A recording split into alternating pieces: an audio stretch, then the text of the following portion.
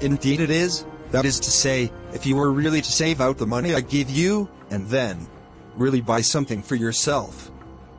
But if you spend it all on the housekeeping and any number of unnecessary things, then I merely have to pay up again. Oh but, Torvald.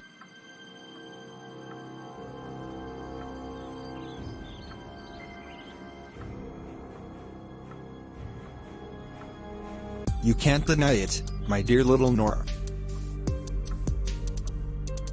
It's a sweet little spendthrift, but she uses up a deal of money. One would hardly believe how expensive such little persons are. It's a shame to say that. I do really save all I can. That's very true. All you can, but you can't save anything. You haven't any idea how many expenses we skylarks and squirrels have, Torvald. Little soul. Very like your father. You always find some new way of wheedling money out of me, and, as soon you have got it, it seems to melt in your hands. You never know where it has gone. Still, one must take you as you are. It is in the blood. For indeed it is true you can inherit these things, Nora. Ah, I wish I had inherited many of Papa's qualities. And I would not wish you to be anything but just what you are, my sweet little skylark.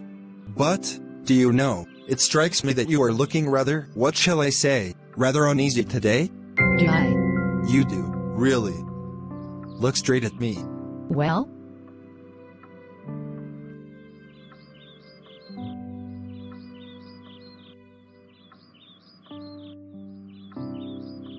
Hasn't Miss Sweet Tooth been breaking rules in town today?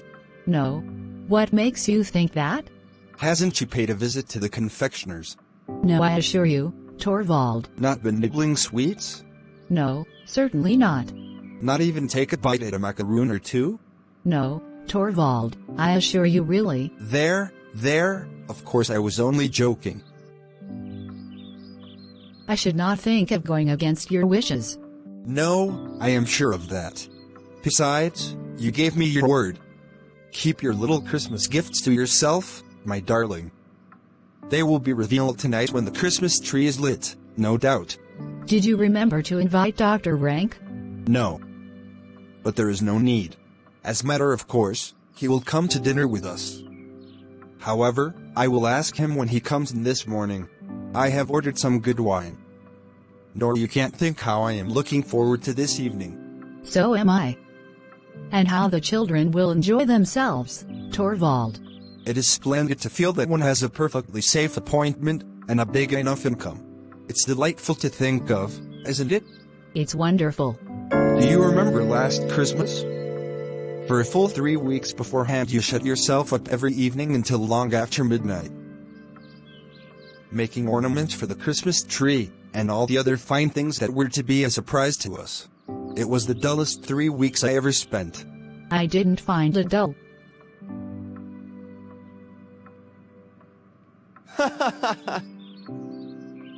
But there was precious little result, Nora. Oh, you shouldn't tease me about that again. How could I help the cats going in and tearing everything to pieces? Of course you couldn't, poor little girl. You had the best of intentions to please us all, and that's the main thing. But it is a good thing that our hard times are over. Yes, it is really wonderful. This time I needn't be here and be dull all alone, and you needn't ruin your dear eyes and your pretty little hands. No, Torvald, I needn't any longer, need I? It's wonderfully lovely to hear you say so. Now I will tell you how I have been thinking we ought to arrange things, Torvald. As soon as Christmas is over. There is the bell. There is someone at the door. What a nuisance. If it's a caller, remember I'm not at home. Ask her to come in.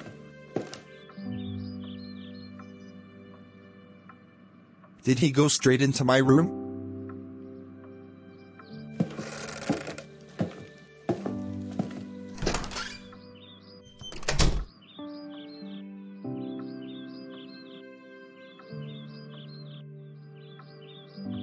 How do you do, Nora?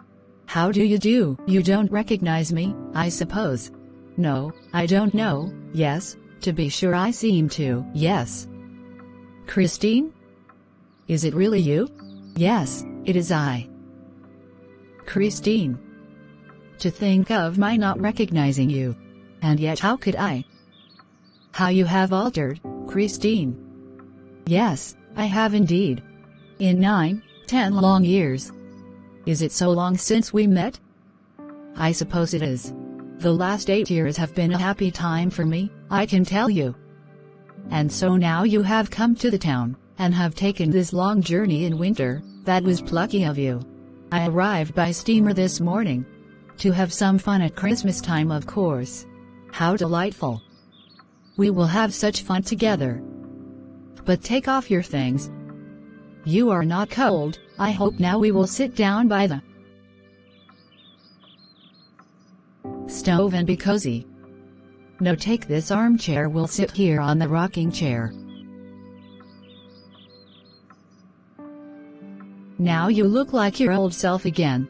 It was only the first moment. You are a little paler, Christine, and perhaps a little thinner. And much, much older, Nora. Perhaps a little older. Very, very little. Certainly not much. What a thoughtless creature I am, chattering away like this. My poor, dear Christine, do forgive me. What do you mean, Nora? Poor Christine, you are a widow. Yes. It is 3 years ago now. Yes, I knew. I saw it in the papers. I assure you, Christine, I meant so often to write to you at the time, but I always put it off and something always prevented me. I quite understand, dear. It was very bad of me, Christine. Poor thing, how you must have suffered. And he left you nothing? No. And no children? No. Nothing at all, then. Not even any sorrow or grief to live upon. But, Christine, is that possible? Thank you for watching. Like, share and subscribe. Remember to watch the next episode of A Doll's House by Henrik Ibsen.